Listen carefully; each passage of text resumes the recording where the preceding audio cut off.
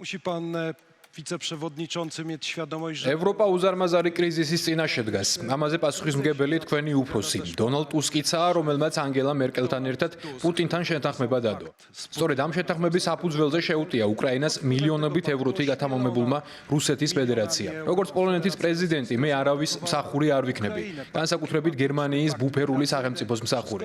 ევროკავშირის წევრ სახელმწიფოებთან ურთიერთობებს კი ერთ მარტივ პრინციპზე დავაფუძნებ.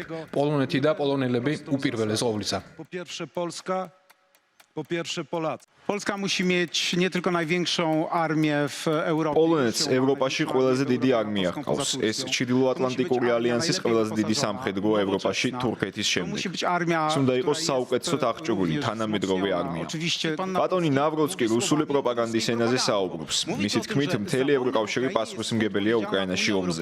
ეს უბრალოდ რუსული პროპაგანდაა. დღეს ჩვენ განსაკუთრებულად ძლიერი ევროკავშირი გვჭირდება, რომელიც თავდაცვაზე დიდ თანხას დახარჯავს, ისევე როგორც პოლონეთის სამხედრო აღჭურვილობის ინდუსტრიაზე. Tego potrzebujemy.